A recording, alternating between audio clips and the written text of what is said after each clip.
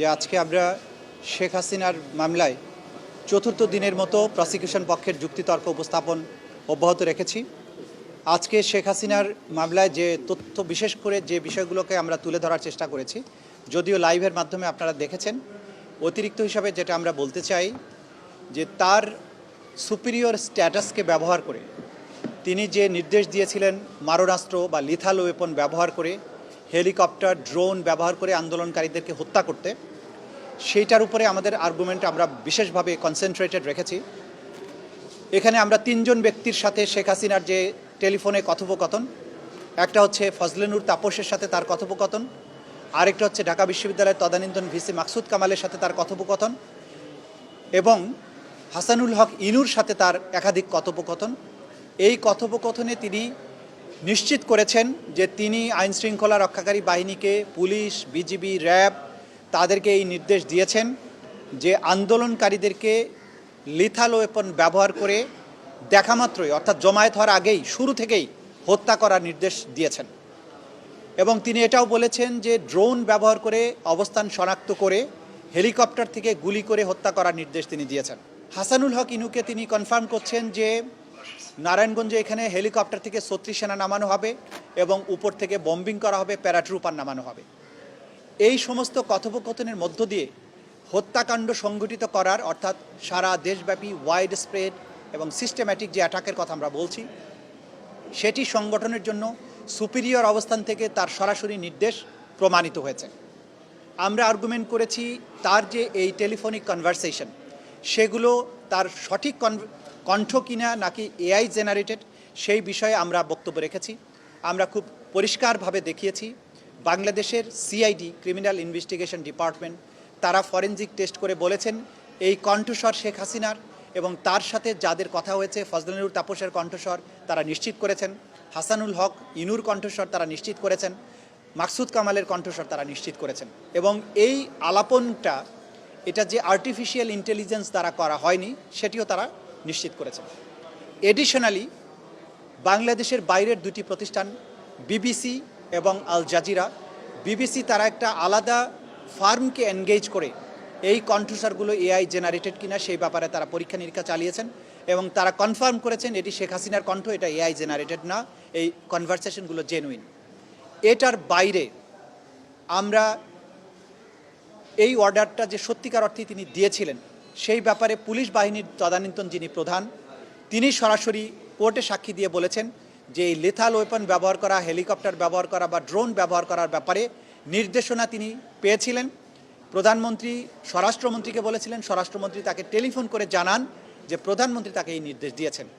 তিনি তখন এই নির্দেশটি তার অধস্তন অফিসারদেরকে জানান। অধস্তন অফিসাররা, অর্থাৎ ডিএমপির তদানীন্তন কমিশনার হাবিব, প্রলয় জোয়ারদার, তারা এটা তাদের কমান্ড সেন্টারের মাধ্যমে, ওয়্যারলেস মেসেজের মাধ্যমে বিভিন্ন কমান্ড পোস্ট, বিভিন্ন জায়গায় যে সমস্ত বাহিনীকে নিয়োগ করা হয়েছে তাদের কাছে এটি পৌঁছে দেওয়া হয়। ফলশ্রুতিতে দেশব্যাপী মারণাস্ত্র, আগ্নেয়াস্ত্র ব্যবহারের যে প্রমাণ, এই কমান্ড বা এই হুকুমের প্রেক্ষিতে সেগুলোর বিস্তারিত প্রমাণ, আমাদের লাইভ উইটনেস যারা আছে তাদের প্রমাণ আমরা দেখিয়েছি, আমাদের ডকুমেন্টারি এভিডেন্স দেখিয়েছি, পত্রপত্রিকার রিপোর্ট দেখিয়েছি, অজস্র ভিডিও ফুটেজ যে কিভাবে লিথাল ওয়েপন ব্যবহার করা হয়েছে, কিভাবে হেলিকপ্টার ব্যবহার করা হয়েছে, তার বিস্তারিত প্রমাণ এতটাই অকাট্যভাবে তুলে ধরা হয়েছে।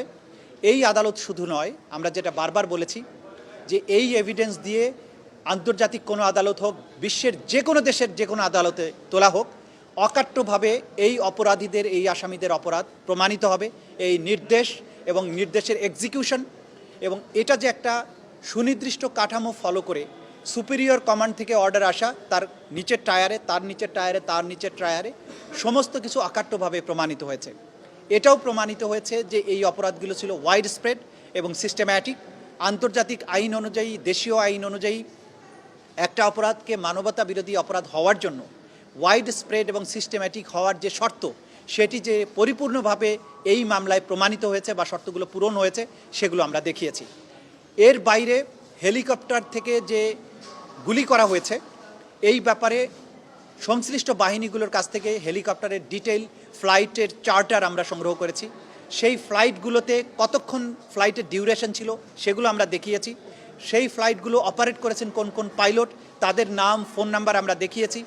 ওইখানে পাইলট ছাড়া আর কোন কোন সৈনিক বা অফিসার যাত্রী ছিলেন ফ্লাইটগুলোতে সেগুলো আমরা দেখিয়েছি। কি কি অস্ত্র সেখানে ব্যবহার করা হয়েছে, তোলা হয়েছে তার তালিকা আমরা দিয়েছি। কত রাউন্ড গুলি ফায়ার করা হয়েছে সেগুলো আমরা দিয়েছি। সেখানে SMG, light machine gun, shotgun, rifle, sound grenade, stun grenade সব কিছুর হিসাব এখানে আছে। সেগুলো এবং ভিডিও ফুটেজ, আহতদের গুলিবিদ্ধ হওয়া এবং যেসব গুলি শহীদ এবং আহতদের শরীর থেকে বের করা হয়েছে সেই বুলেটগুলো, উদ্ধার করা বুলেট হসপিটাল থেকে ডাক্তাররা যেটা পেয়েছেন সেগুলো আমরা আদালতে উপস্থাপন করেছি। সুতরাং এই যে চেইন, হুকুম দেওয়ার থেকে শুরু করে গ্রাউন্ড পর্যন্ত কার্যকর হওয়া এবং এটার আফটার ম্যাথ, কীভাবে মানুষগুলো মারা গেল, কতজন মারা গেল, তাদের দেহ থেকে কি ধরনের বুলেট উদ্ধার হলো, এই বুলেটগুলো কোন গ্রেডের, কোন রাইফেল থেকে এসেছে, কাদের কাছ থেকে এসেছে, এই সব কিছুর অকাট্য প্রমাণ ট্রাইব্যুনালে আমরা তুলে ধরেছি। আগামীকালকে আমরা বাকি 3টা যে চার্জ আছে ঘটনা কেন্দ্রিক সেগুলোর ব্যাপারে তুলে ধরবো এবং কমান্ড রেসপন্সিবিলিটির উপরে যে আন্তর্জাতিক আইন, দেশীয় আইনের যে সমস্ত দৃষ্টান্ত আছে, নজির আছে, সেগুলো আমরা তুলে ধরবো এবং তার মধ্য দিয়ে হয়তো প্রসিকিউশনের আর্গুমেন্টের আমরা সমাপ্তি দিই। সেটা তো আপনারা জানেন যে সেগুলো পরবর্তী তারিখ নির্ধারিত হয়েছে। এইখানে 45 জনকে একসাথে প্রথমে একটা কমপ্লেন রেজিস্টার করে যদিও শুরু হয়, কিন্তু এখানে অনেকের বিরুদ্ধে কিন্তু আলাদা আলাদাভাবে তদন্ত হয়ে তাদের বিরুদ্ধে চার্জশিট দাখিল হয়েছে, ফর্মাল চার্জও দাখিল হয়েছে। এরকম করে 2-3 করে গ্রুপ করে সবার বিরুদ্ধেই প্রায় তদন্ত রিপোর্ট সমাপ্তির দিকে আছে। খুব সহসাই এদের বিরুদ্ধে তদন্ত রিপোর্ট এবং ফর্মাল চার্জ দাখিল হবে, এদের বিরুদ্ধেও আনুষ্ঠানিক বিচার শুরু হয়ে যাবে। ছোট ছোট গ্রুপে হয়ে যাবে, আলাদা আলাদাভাবে। তারিখটা আপনারা জেনে নেবেন, আমি জানি না এখনো তারিখটা, আমরা বলতে পারছি না। আমরা আশা করছি, চেষ্টা করব শেষ করতে, তারপরে হয়তো ডিফেন্স বলবেন, এরপরে হয়তো আমাদের জবাব দেওয়ার বিষয় থাকবে।